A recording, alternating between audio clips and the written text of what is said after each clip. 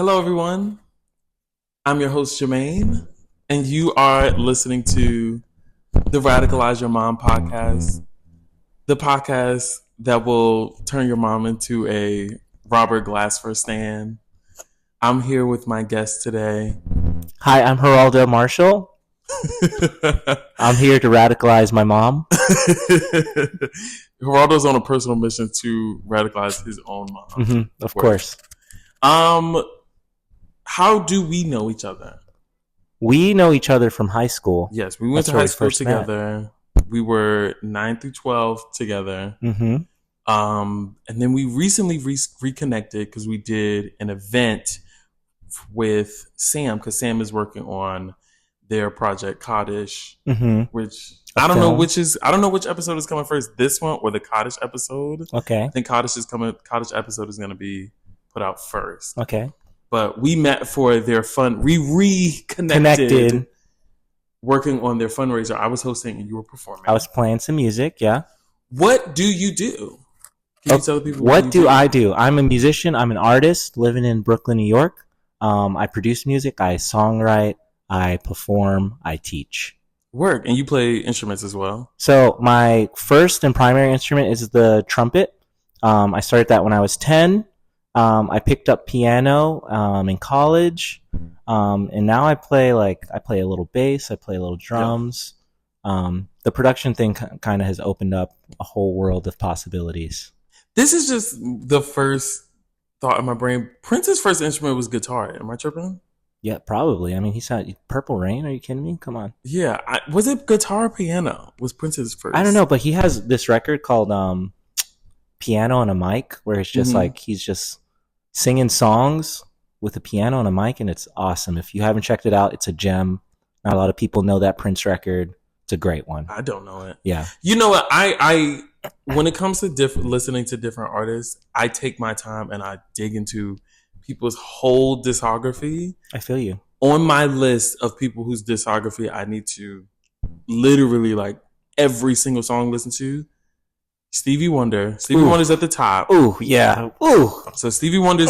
I've got a plane ride coming up. Stevie Wonder is going to be the only thing I listen to for 4 hours. Yes. Stevie Wonder.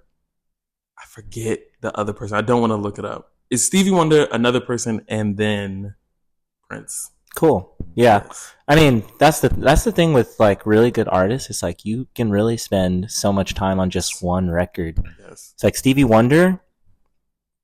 Greatest of all time. One of the greatest of all time, if not the greatest of all time. I would agree with that. He's been doing it since he was 10 or something. Yeah. And he's blind, and he plays all the instruments. And is a musical genius. Plays multiple instruments, is a phenomenal vocalist. Yeah, honestly, it's does he get enough credit?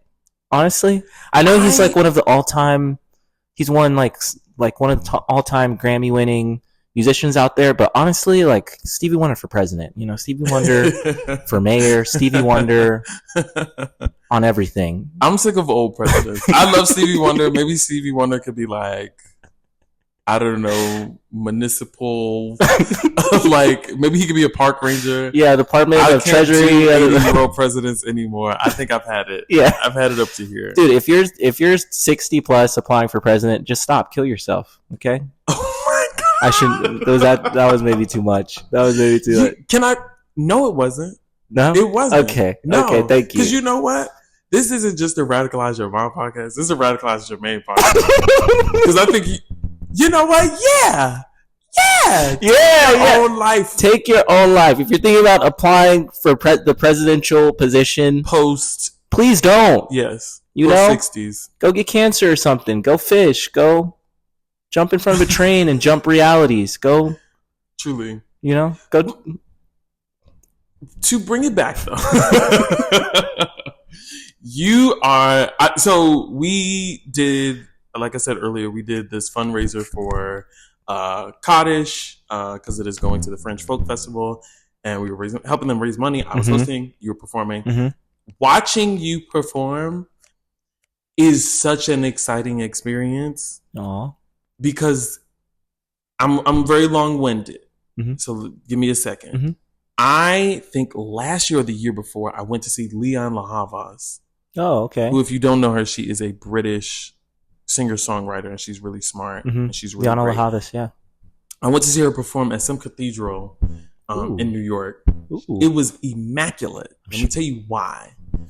She's an amazing vocalist and amazing at her instrument, but she also knows her music so well. There was not a moment where watching her navigate her music, she was unsure about anything. And I think that like watching you perform, it was similar. Where like a lot of it was improvisational, but it felt like watching you were in control of the whole, of whatever you were doing, and even the moment itself in a lot of ways. And I don't know, I always hold a lot of reverence for musicians, people who play instruments. But then like watching you, I was like, yes, I'm valid in that. That is absolutely valid. Yeah.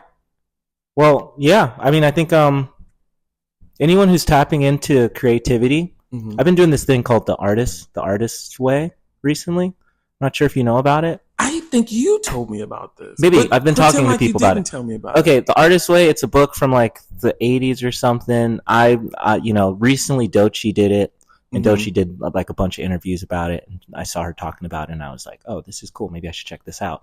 And it's pretty much just like a means of connecting your creativity with your spirituality. And so I've been doing the artist way recently, and I think in my performance these days, I've just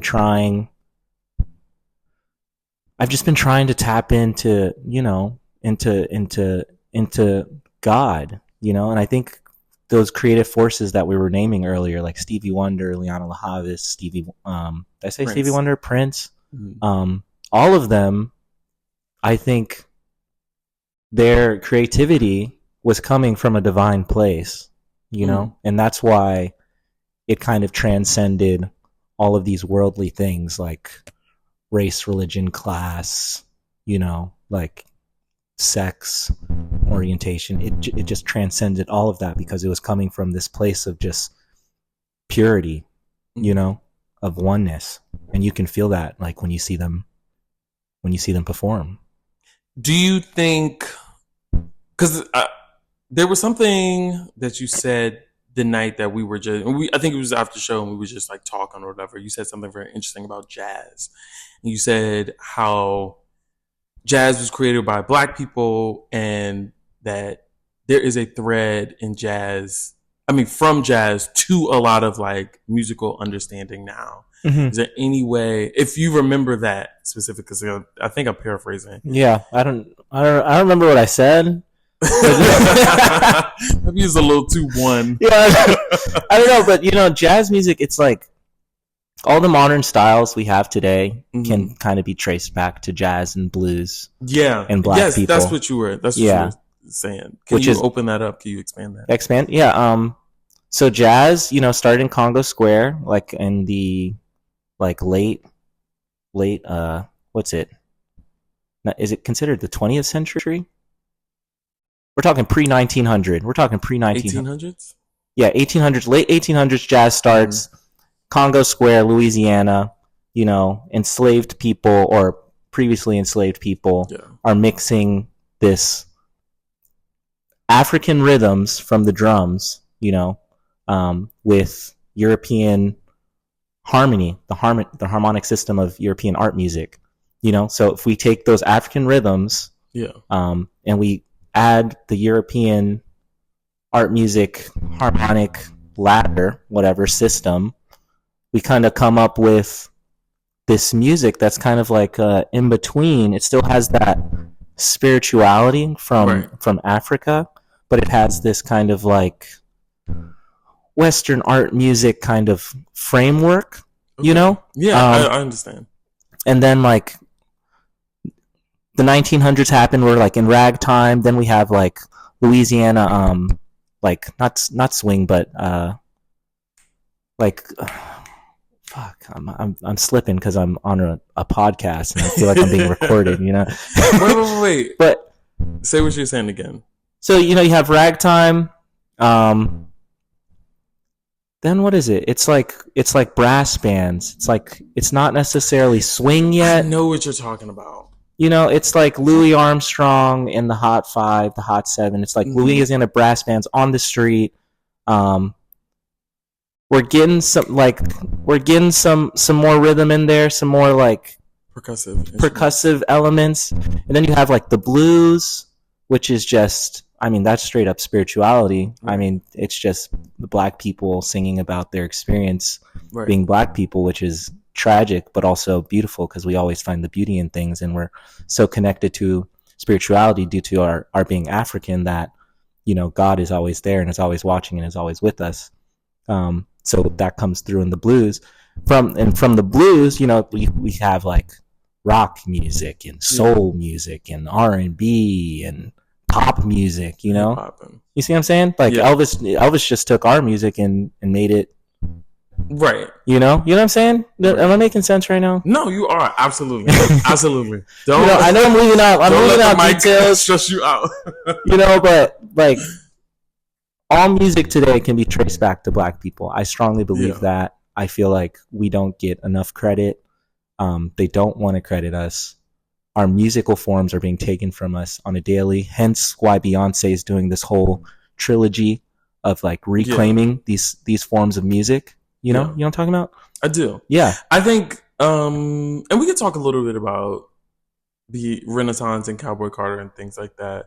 I think that like the idea of country music not belonging, or like black people not having a place in country music, is explicitly a xenophobic one, right? It's like based off of the idea that like country music is not about sound. It's not about, it's not even about aesthetic. It's about, and it's not about culture. It's about identity. And I think it was somebody like, who was it? I think it was like Kelly Clarkson said that when she was trying to get into country music, people told her that if you get into country music, you can't go back to pop. Or if you do get into country music, it's going to be harder for you because you were in pop for so long and you can't get out of it. You can't like dip in and out, right? And I think the way like country music is now, the way it is formed, it is one based off of identity. Like that's how you can have somebody like Keith Urban, who I think is like Australian or New Zealand. I don't even know about Keith Urban, honestly. I've never checked him out. Neither do I. I think the most I know about him is that he was on American Idol. Yeah. And that's it. Yeah. Don't make me tell you a song by Keith Urban. So sorry. I think he has a line of guitars. That's all I know. He sure might. Does. He sure might. Good for him. Good for somebody. Yeah, like Keith Urban's like Australian, but because he is able to like acquire the right identity, he can hop into country music. Well, I feel like white people can just like take culture and not have to really explain themselves in a way that like I'm not sure if black people can do the same thing, like maybe we can, but I feel like white people just take stuff and it's like, oh yeah, it's okay for white people to just take stuff. Yeah, not to make this about race, but like no. I think that that's the point though, is that like I think a part of like white as we understand it as a racial category is like the privilege of that is that you have given up whatever cultural identity or markers that you had so that you can lay claim to everything. That's how you get an Elvis. That's how you get, my arch nemesis, Jack Harlow. That's how you get, like every 4 months, there's a new white guy who's rapping. Right. And everybody's like press about it. Because like a part of being white is that like I gave up being Scandinavian or being Irish, or whatever that had meant like a couple centuries ago, so that I can have it all.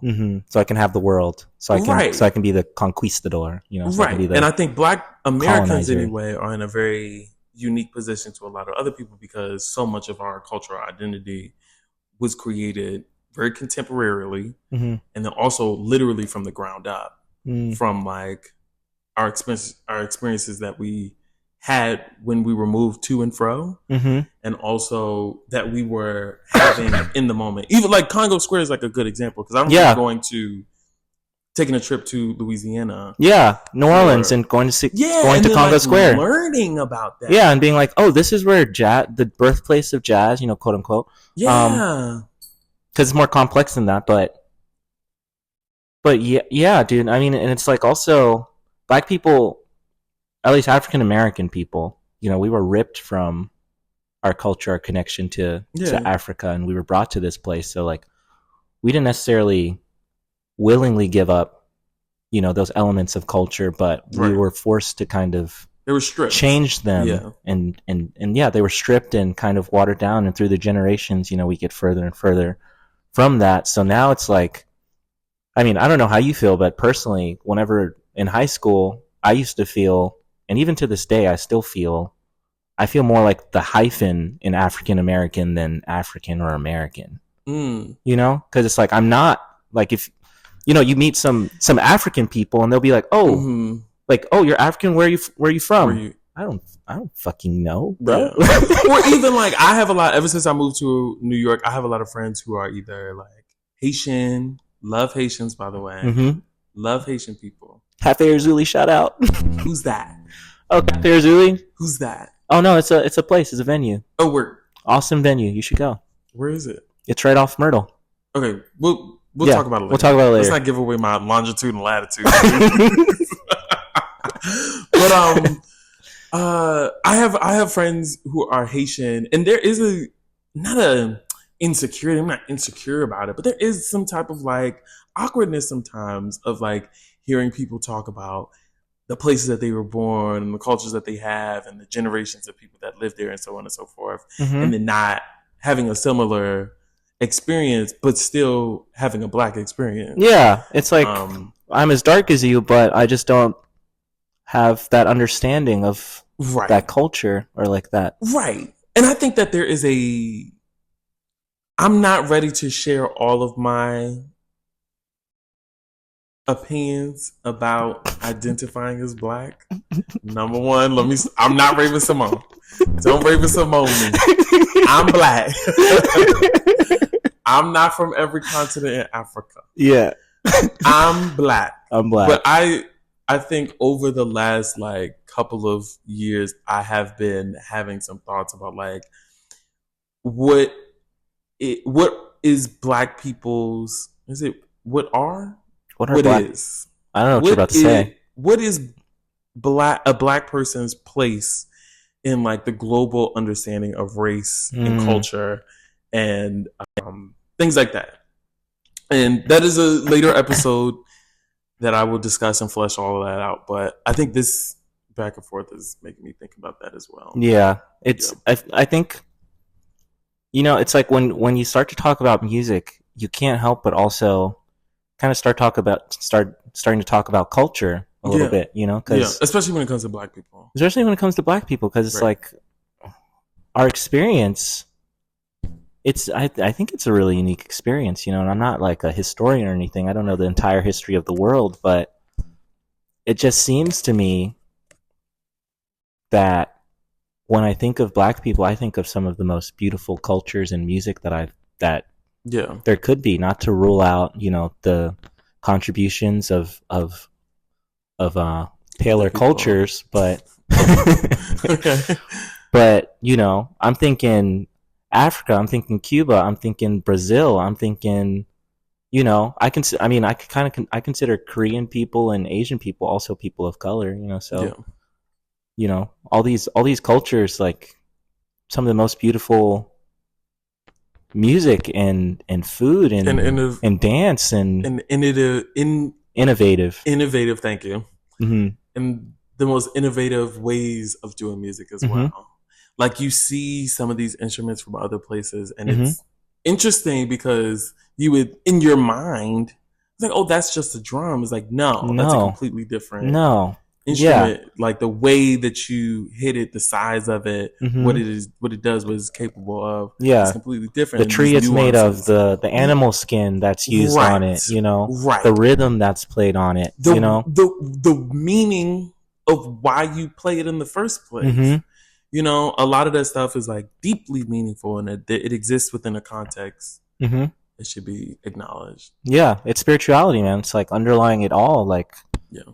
all black people around the world, like underlying music. It's God, it's spirit, it's source, whatever you want to call it. Speaking of that, it's that thing. When I was younger, I was told that the origins of jazz music was there was like gospel music, and you would tell me if this is wrong, but this is what I remember being told as a kid. Mm-hmm.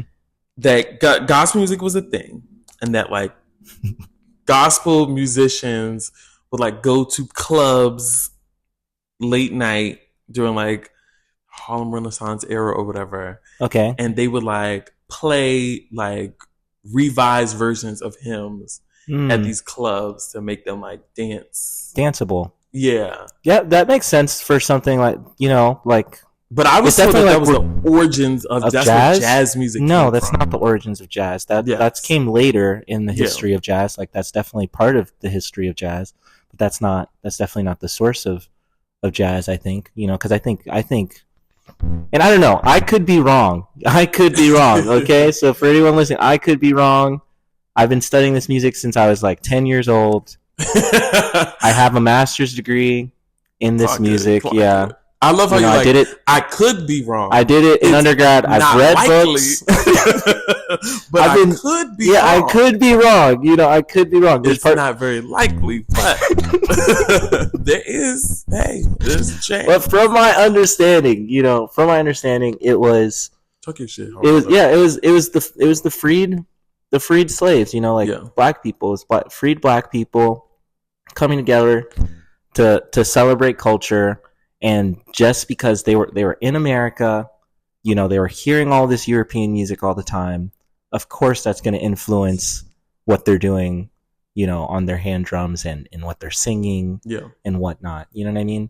So to me, from my understanding, it started in Louisiana and kind of expanded with the Great Migration and all that. And, you know, history gets deep because black people are also such warm and welcoming people that too welcoming. We allow everyone to come into this circle because, you know, like I said, underlying it all is God, and God wants everyone to be involved. You know, no one is excluded. So bring whatever you've got, you know, Cuban guy. Yeah. You know, bring that drum over here. Let's play some music, you know, or, you know, Irishman, bring that whatever instrument over here. Let's play some music. You know what I mean? Yeah. I want to take a break from talking about like music, contextualizing our understanding of like black people in music, and talk about your music specifically. Oh, yeah.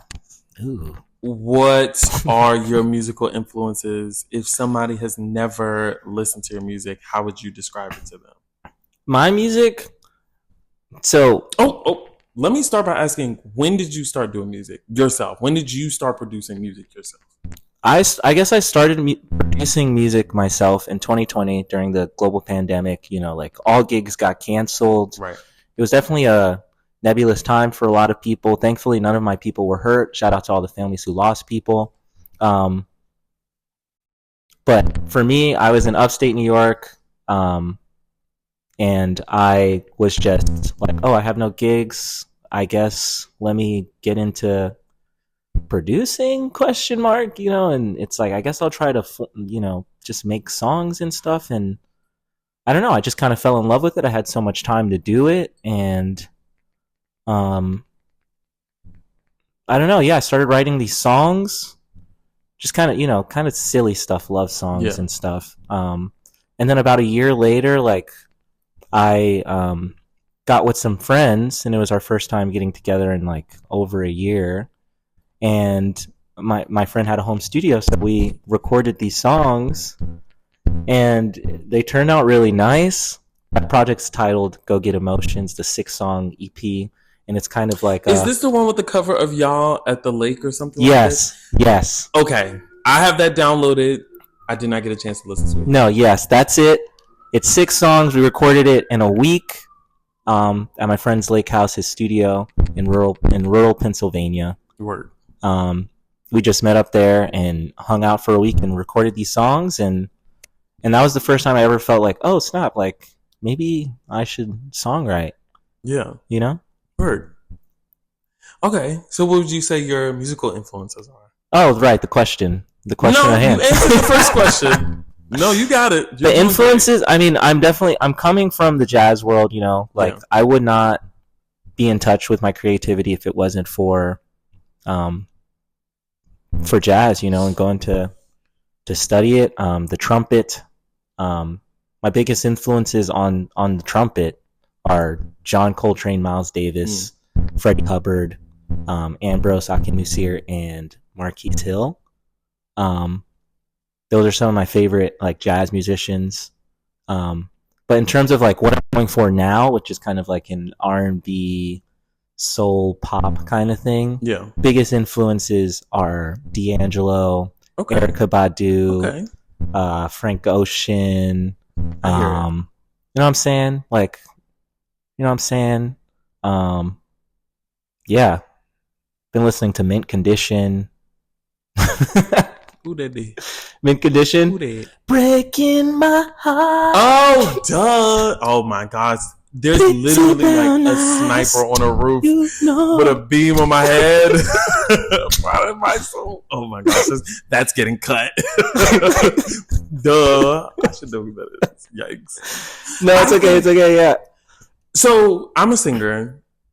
You know this. Everybody, if you know me, you know. What you mean?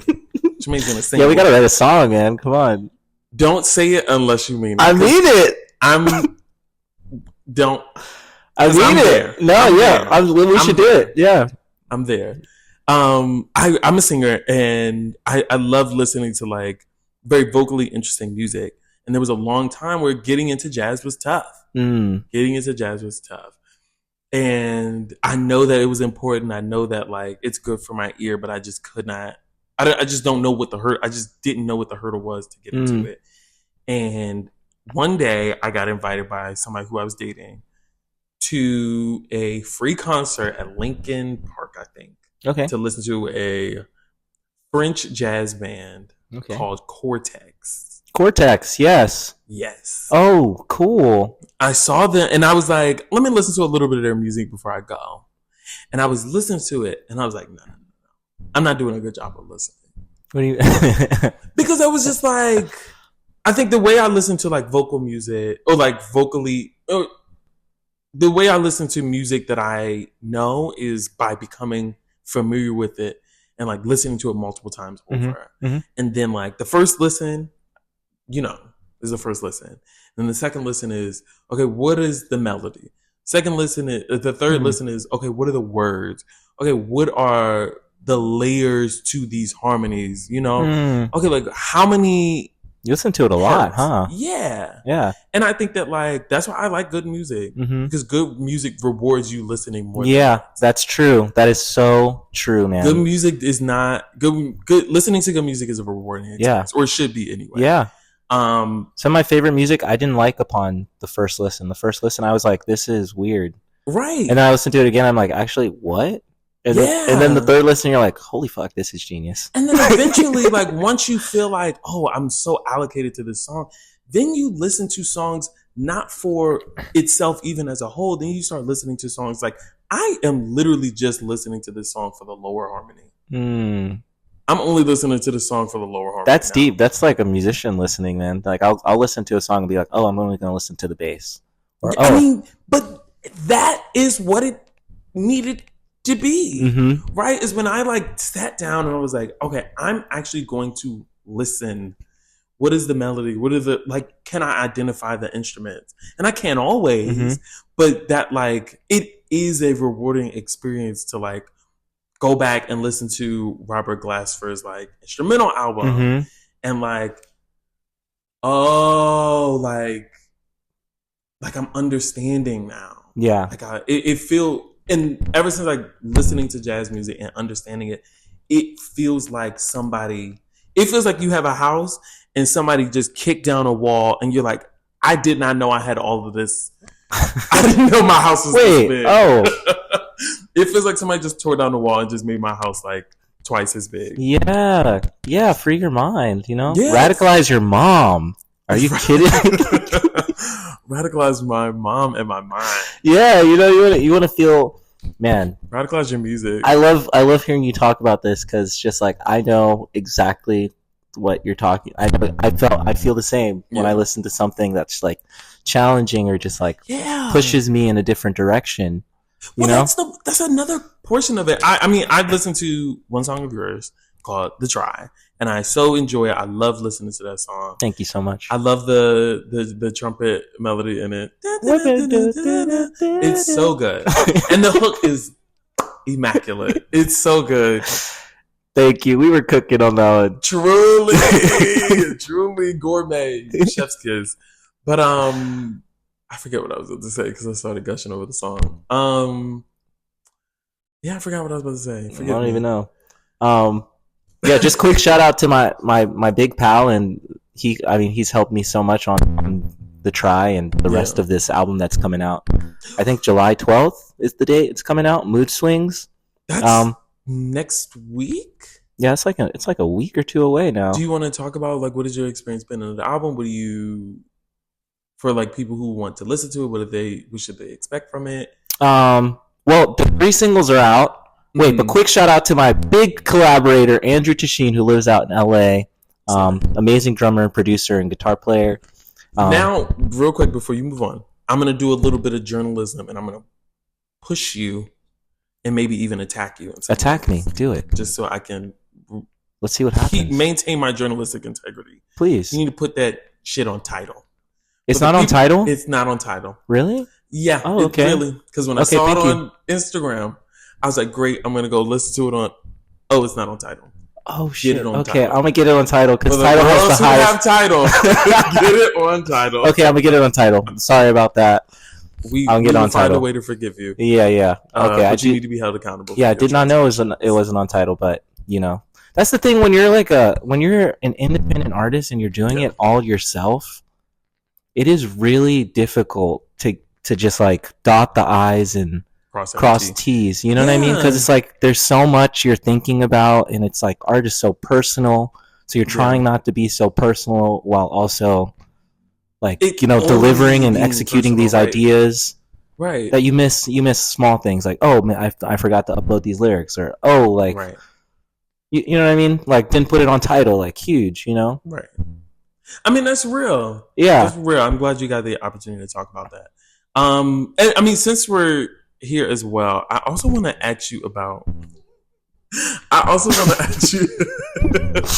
marrying Jermaine right now. He's happy. He likes that. I'm like a baby. I have some music opinions that I just want to throw at you. Yeah, throw them. First thing that is at the top of mind, I've been getting to many, people don't like when I say debates or arguments or disagreements. People like to say I'm having a conversation. Okay. So I've been having a lot of conversations with people about this specific topic, the topic of soul. Soul music. Like what? Not soul music. Singing and performing with soul. Speaking in the music space. Okay. Because I think my issue when it comes to people who talk about soul in music is that, to me, it feels like nobody has a definition for it. It just feels like vibes.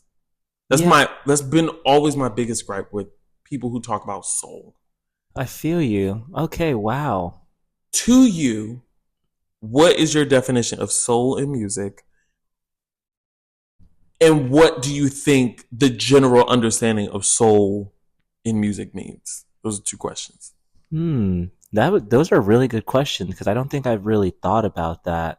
I think especially with this music coming out, one of the biggest questions I had to ask myself was like, when I was submitting it to like publications and stuff, I was like, what genre is this? Because I'm coming from the jazz world, so I'm like, I hear the jazz in it, but it's definitely not jazz necessarily. But anyways, so I did end ending on like, oh, this is kind of like soul pop R&B. You know, some people called it funk, which I was like, okay, it's funk. Okay, interesting. Okay. I don't really see it as funk, but soul music. Like, what is soul music? When I think of soul music, I'm thinking like the Isley Brothers. You know, I'm thinking like, oh, I believe. I love that song. Me and my grandfather love that fucking song. Yes. I'm thinking, you know, I'm thinking Aretha. You know, I'm thinking Mahalia Jackson. I guess when I'm thinking about soul music, I'm thinking it's all coming back. It keeps coming back to this, but I'm thinking, do I feel the spirit? You know, do I feel God in it? Do I feel a type of weight? Do I feel like this person believes what they're saying? You know, do they believe it? Which is like, I know this is sounding really vague. No, which is no. But it's because going. Like that could be said about country, or it could be said about salsa music. Like, do you feel the soul? And I definitely feel like I said, like any creative who's like doing this for real and means it with all their heart is tapping into God. You know, we're you know, it's not, I don't think it's us that is delivering this music to the world. You know, the idea comes to us from above and passes through us and then potentially goes to someone else, which is why sometimes it feels like, oh, like, I feel like I know this, or I feel like that person had the same idea as me, or it's like, oh, why does this Pharrell song sound like this Marvin Gaye song? Well, that's I think that one I think that one's a little different. I had to throw that in there. But you know what I mean? Yes, I do. You know, it's like, it's not, I don't think it's necessarily from us, or I think it's like maybe like we're also connected. It's coming from a network that we can't see. But that we are a part of. But we're part of, you know, like we're just like, we're just a snapshot in the movie that God is seeing, you know. I don't disagree with what you're saying. Yeah. And I'm not going to disagree with what you're saying. Okay. Because I think it also connects with my definition of soul. Give me a second. Let me open this up. Let's cook. And I bring this up because there was a clip of Cynthia Erivo singing at the Tonys. She was singing a rendition of "And I'm Telling You." I enjoyed it. It was very good. In the comments of it were a lot of people saying they preferred Jennifer Hudson's version. Valid. And one of the reasons that was given was Jennifer Hudson has more soul. Yeah, I feel. Which I don't have a problem with someone saying I have a preference over one or the other. I don't care about that. That's irrelevant. I do have some type of pushback when you say this person has more soul than that person. Because what do you mean when you say it? Yeah, it's a different take on it, you know? Right. That person has just as much soul. I think Cynthia Erivo, But then also it gets back to my original point is, what do you mean when you say soul? When you say soul. Because I think and this gets back into what we were talking about, like Black people and like music and how we are viewed when it comes to music, and people's like claim to it. I think sometimes people attribute soul to what is like a lot of like intelligence, like connection to music, and like talent. I think I'm taking longer to say what I mean, but no, take your time. Cook, come on. If you ask Jermaine, what does soul mean? Jermaine, what is soul mean to you? To me, soul is one's ability and acknowledge that their voice or their talent can physically and emotionally affect the person that is listening to it. Um, I think sometimes, and I'm going to go back to that comment section of like people talking about Jennifer Hudson having more soul, quote unquote, than Cynthia Erivo. They also said Cynthia Erivo does not sing with soul. Oh, which, wow. Hard disagree. Yeah, I'd have to disagree with that. You know, yeah. you watch Wicked, yeah, and she gets to define gravity. I took a long time to watch Wicked, and I heard all the jokes about her doing the like. I heard all the jokes, and I was like, "It's so funny, ha ha ha." I watched that movie. I'm sorry, I got to that part. When I tell you, you know the heat that you feel in your chest and like in your nasal area when you're about to like cry. I can kind of feel it right now, honestly. We're just talking about it. That's what I felt. I'm like, you're not about to tell me Cynthia Erivo ain't got fucking something that made me feel something. That's not true. No, she's amazing. Like, she's amazing. If I had a voice like Cynthia Erivo, are you kidding me? I'm like, what? Like, half the people who probably said that can't touch her. Sing. So, you know, can't sing. I'm just gonna say it. Literally. So it's like, who are you to tear her down? And I think people's understanding of soul, because I've heard people say this before, soul is like some type of experience or connection to your art that you bring to the music. And I don't necessarily agree with that definition because Whitney Houston singing her heart out. Dude, the national anthem, Whitney Houston singing the national anthem. Whitney Houston saw no bomb bursting in no air. Yeah. It's insane. She makes me feel like truly. It's insane. Truly. It's like I'm not one to be like, oh, I'm a proud American, but like I listened to her sing the national anthem and all of a sudden I'm like, this is the most beautiful song I've ever fucking heard. And why is that? It's because Whitney Houston is tapped in.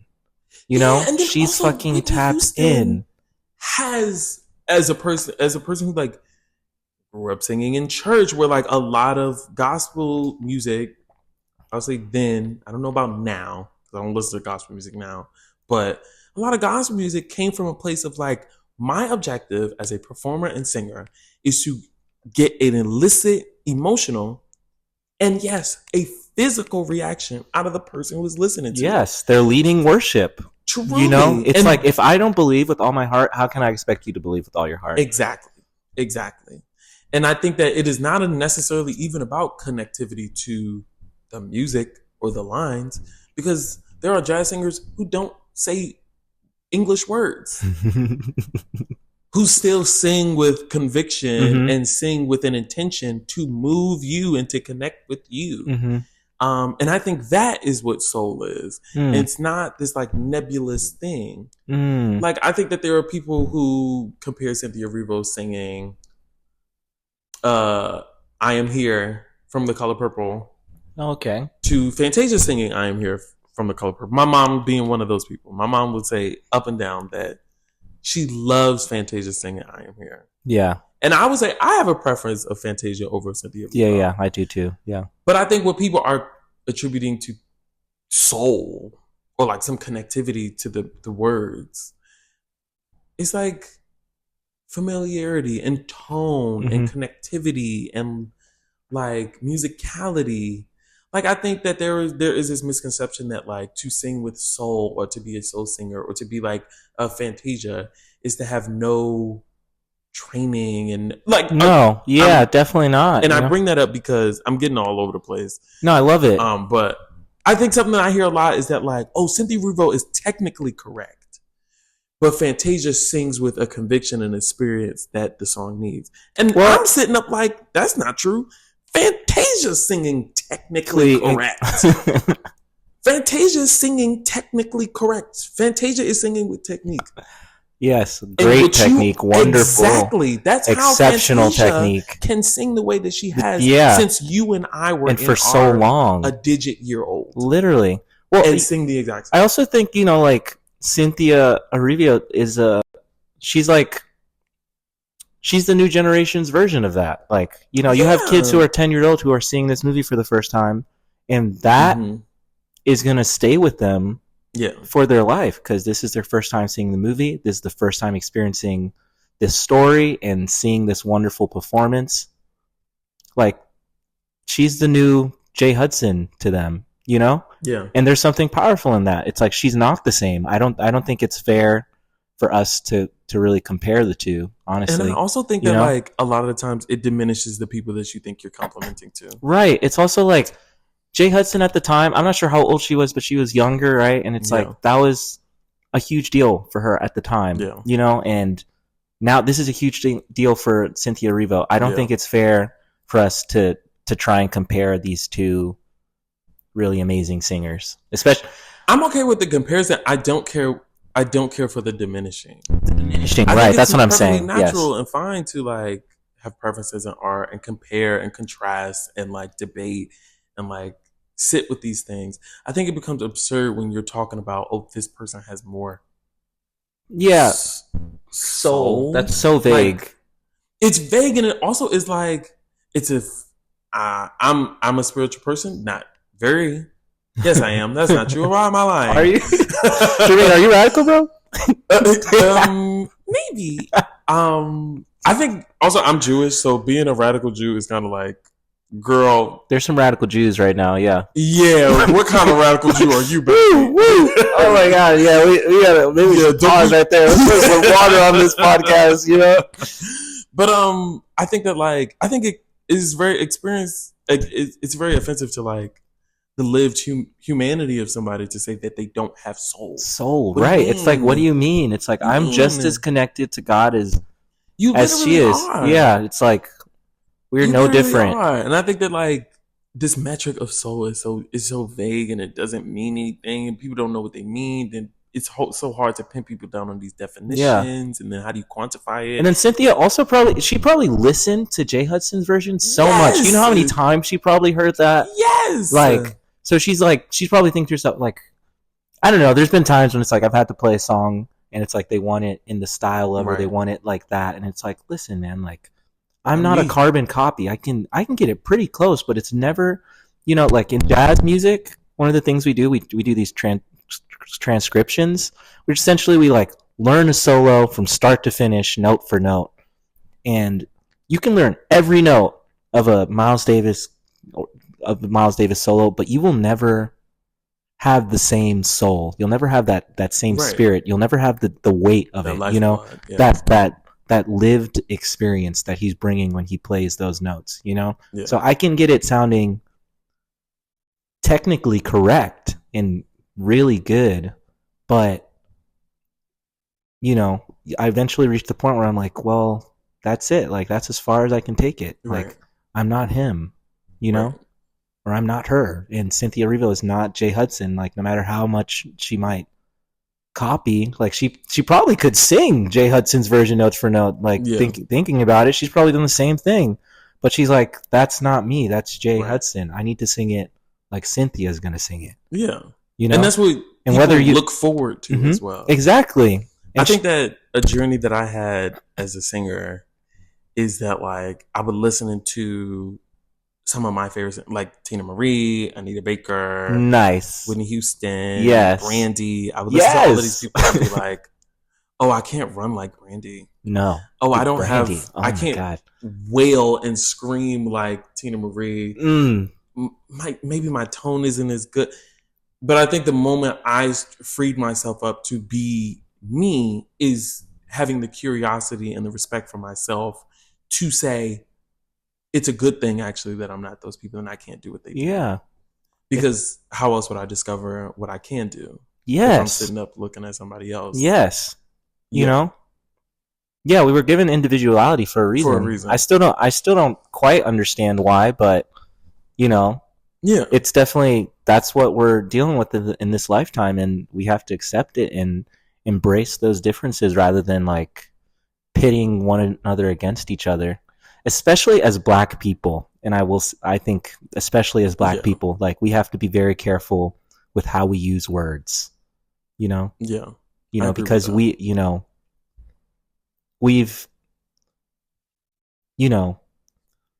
the hatred for ourselves has been taught and continues to be passed along, and we have to learn to not pass that on. You know, we have to learn to love each other. You know, we really do. We really do. I think that is a phenomenal place to, I don't want to say end this discussion because I would love to talk to you again. I really have so enjoyed this conversation. This is nice. Yeah. I didn't realize how long we were going. We were mind you, we were only supposed to go for 30 minutes. Oh, dude, we're over. Way over. But maybe it's two-parter? Good over. Okay. It's good over. It's very good over. I appreciate having you. Do you have anything that you want to plug, that you want to share? The Mood Swings drops July 12th, all streaming platforms, including Tidal. I'll work on that. Thank God. And yeah, there's actually a wonderful trilogy of books by Bell Hooks, all about love. You know, the first one is entitled "All About Love." The next one I think is Communion, and I think the next one is called Salvation. Don't quote me on that, but Bell Hooks is the writer. She's writing about just radical love, you know? And so like on that last thing I said about Black people learning to love each other, I just want to seriously plug that we really do have to do some work and some healing and learn to come together a little more, because if not, I don't know. Yeah, we don't have anything. Yeah, I don't know. But Bell Hooks, All About Love. Mood Swings drops July 12th. Check that out. 3 singles out right now. Check those out. Cleopatra, The Try, and Malibu just dropped. Malibu just dropped. Today? Saturday. Yeah, Malibu just dropped. It's really good. Summer bop. It's a summer bop, I'm telling you. Okay. Thank you so much, Geraldo. This has been super duper fun. Thank you. We will work on many things together in the future. Radicalized. I hope this has radicalized your mom. I hope this has turned your mom into an extremist. My mom she's gonna do some things. Your mom's a terrorist now. Thank you guys so much. Goodbye.